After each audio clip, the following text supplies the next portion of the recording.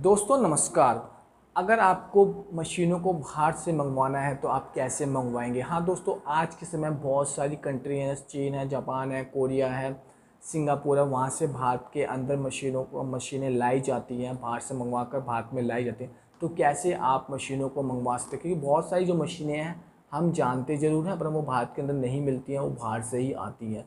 तो बाहर से मशीनों को कैसे मंगाया जाता है दोस्तों, उसके बारे में बताऊंगा। और दोस्तों दूसरी जानकारी भी आपको देना चाहता हूं, अगर आपको जो नई मशीन महंगी मिलती है, लग रहा है आपको बहुत ज़्यादा महंगी है, तो आप पुरानी मशीन भी बाहर से मंगवा सकते हैं। जो आपको मैं तरीके बताऊंगा उसके तरीके से अगर आप चलेंगे तो आप मशीनों को बाहर से मंगवा सकते हैं, पुरानी मशीन भी मंगवा सकते हैं और नई मशीनों को भी मंगवा सकते हैं। जितनी क्वांटिटी अगर कंपनी आपको ऑथराइज देती है तो उतनी आप मंगवा सकते हैं बाहर से मशीनों को। तो काफ़ी अच्छी फैसिलिटी होती है मशीनों में जो बाहर की कंट्री होती है उसके अंदर, बट हमें बहुत दिक्कत होती है उनको मंगाने में। तो उसी के बारे में आपको बताऊंगा इस वीडियो के अंदर, इसलिए वीडियो को शुरू से लेकर एंड तक जरूर देखना, बहुत काम की वीडियो है आपके लिए। दोस्तों जब भी आप बाहर से मशीनों को मंगवाते हो तो कुछ लाइसेंस, कुछ सर्टिफिकेट आपको लेना ज़रूरी होता है। एक सर्टिफिकेट होता है आईईसी का सर्टिफिकेट, दोस्तों ये लेना बहुत अनिवार्य होता है, जो अथॉराइज्ड करता है आप मशीनों को बाहर से इंपोर्ट करवा सकते हो, मंगा सकते हो। दोस्तों इसके बाद आपको कुछ लाइसेंस लेने अनिवार्य होते हैं जो आपके direct general of foreign trades के अंदर आते हैं। हाँ दोस्तों, जो भी आप सर्टिफिकेट और लाइसेंस लेते हैं वो आपके direct general of foreign trades में आते हैं, ताकि आप बाहर से माल को मंगवा सकें।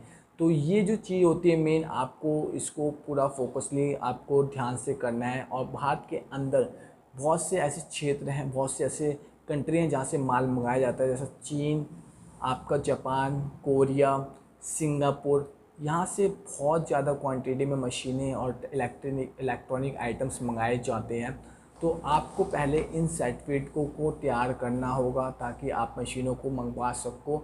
और मैं दोस्तों आपको बता दूं तो कितना % जीएसटी भी लगता है। तो मैं आपको दोस्तों IGST 18% का मशीन पर लगता है एक, और जो आपका इंपोर्ट ड्यूटी का चार्ज भी लगता है वो आपका 7.5% लगता है, और 10% वेलफेयर का चार्ज लगता है। और भी थोड़े दोस्तों चार्ज होते हैं मशीन के प्राइस पे, इतने % का चार्ज आपको उसके ऊपर देखने को मिलता है। और अगर वो मशीन में कोई भी लगता है कि वो मशीन इंपोर्ट नहीं करनी चाहिए थी, तो मतलब कुछ चीज़ें आपकी हैं जो चार्जेबल हो जाता है अमाउंट इस पर।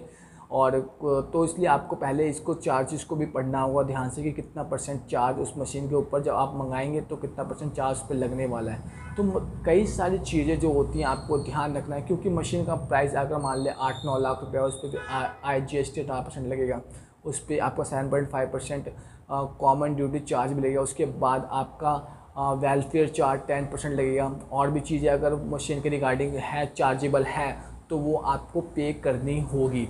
तो ये चीज़ आपको बिल्कुल बेसिकली ध्यान रखना है ताकि आप मशीनों को बाहर से मंगवा सकें और अपने लिए इस्तेमाल करवा सकें। क्योंकि जो आपका माल जब आता है तो कस्टम ड्यूटी में जाएगा, वहाँ पर माल को देखना और रखना पड़ता है, और काफ़ी चीज़ें होती हैं, वहाँ से भी पेपर आपको पूरे करवाने पड़ते हैं। तो इन सब चीज़ों का आपको ध्यान रखना है ताकि आपका माल, जो भी मशीन आप मंगाना चाहते हैं, वो सावधानीपूर्वक मिल जाए। दोस्तों आप पुरानी मशीनों को भी और नई मशीनों दोनों को मंगवा सकते हैं। ऐसा कुछ नहीं है कि आप नई मशीन को मंगाओगे। अगर आपको बाहर कंट्री में एक पुरानी मशीन भी, कोई सी पुरानी मशीन भी आपको पसंद आती है, 1-2 जो भी क्वांटिटी है आपकी, तो आप, अगर आपका लाइसेंस है, सर्टिफिकेट्स हैं, तो आप मंगवा सकते हो, आपको कोई भी दिक्कत देखने को नहीं मिलेगी। बट आपको बस चार्जेबल अमाउंट का ध्यान रखना है और कौन से आइटम मंगाने हैं उन चीज़ों पर ध्यान रखना है।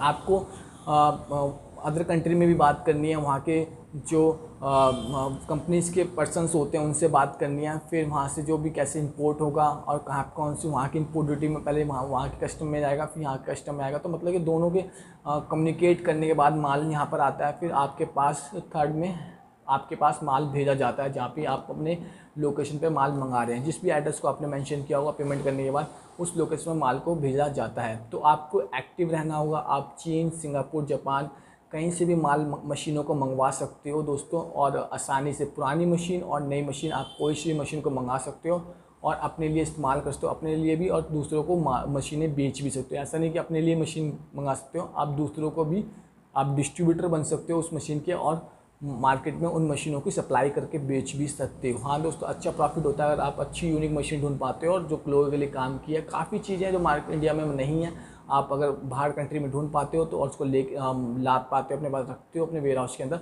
तो आप उनको बेचने के भी हकदार बन जाओगे और उनको बेच भी सकते हो और अच्छा पैसा मार्केट से कमा सकते हो। हर मशीन पे आप जिस अमाउंट की मशीन है उस पर आप काफ़ी अच्छा बेनिफिट आपको देखने को मिलेगा, आप काफ़ी अच्छा परसेंट ऑफ द मनी आप यहाँ पे कमा सकते हो। अगर वीडियो अच्छी लगे तो इस वीडियो को लाइक करना, चैनल को सब्सक्राइब करना। कोई भी समस्या हो तो मैं अपना नंबर आपको डिस्क्रिप्शन में दे दूँगा, वहाँ पे आप मुझे कॉल करके या व्हाट्सएप पे मैसेज डाल के आप मुझसे सवाल पूछ सकते हैं ताकि मैं आपको ज़्यादा जानकारी दूँ। और वीडियो अच्छी लगे तो वीडियो को लाइक करना, चैनल को सब्सक्राइब करना, वीडियो शेयर जो करना।